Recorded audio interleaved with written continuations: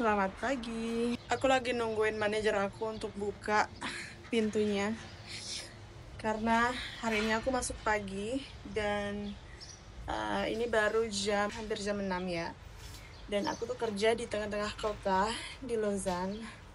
Jadi kayak pemandangannya di belakang itu kastel atau gereja tua gitu. Aku lagi break 30 minutes dan kayak aku nggak bisa videoan tadi pagi karena banyak banget orang dan customer itu, ya ampun, queuing-nya itu kayak panjang banget, jadi nggak bisa video. Jadi sekarang aku mau cerita-cerita aja tentang kira-kira berapa sih gaji seorang part-time. Jadi sebenarnya di Susana itu ada berbagai macam part-time ya.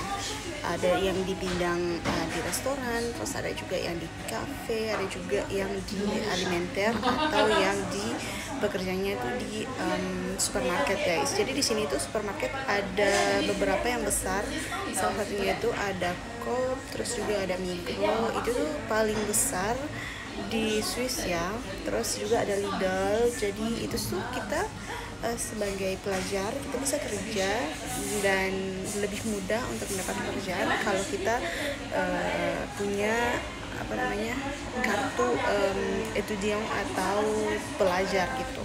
Terus gajinya itu juga cukup bervariasi ya, sesuai dengan yang aku jelaskan di video sebelumnya tuh, sesuai dengan pekerjaan kamu, terus sesuai dengan waktunya, terus sesuai dengan company-nya juga.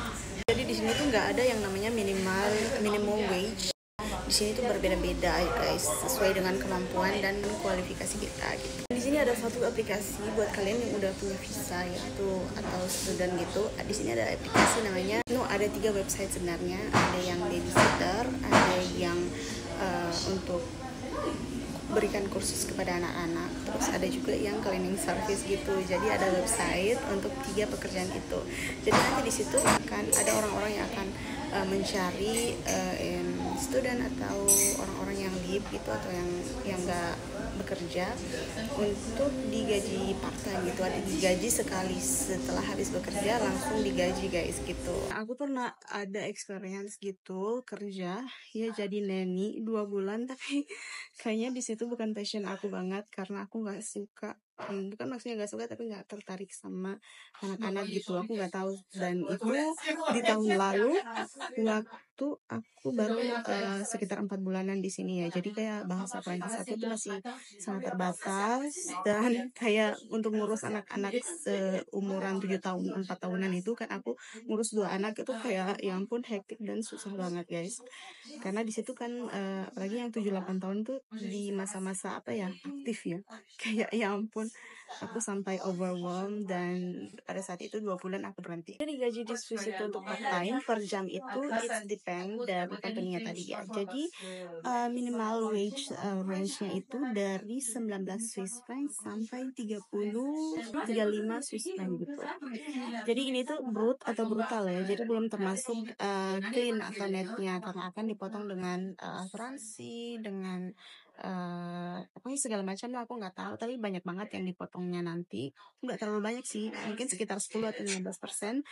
Habis itu nanti cleannya palingan kalau gaji per hour itu 25, nanti terakhir kita dapat itu 23 atau 22 gitu.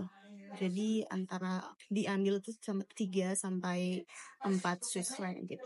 Jadi misalnya kalau kita kerja per hari itu misalnya 8 jam, jadi itu kita kerjanya dalam seminggu itu misalnya 3 atau 4 hari. Jadi mungkin kalau kita akumulasi untuk sebulan itu, kita misalnya ya sebulan itu kita dapat 20 atau 30 jam per bulan gitu ya, per minggu gitu ya.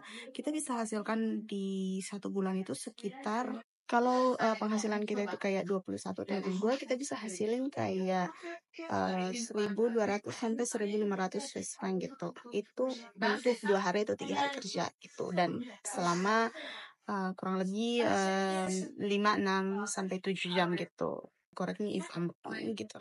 Tadi itu balik lagi dari kita karena kalau uang segitu untuk part time kayaknya kalau hidup sendiri agak berat ya guys, karena untuk bayar studio, untuk bayar makan, asuransi, ini biaya ini biaya sangat-sangat pokok ya.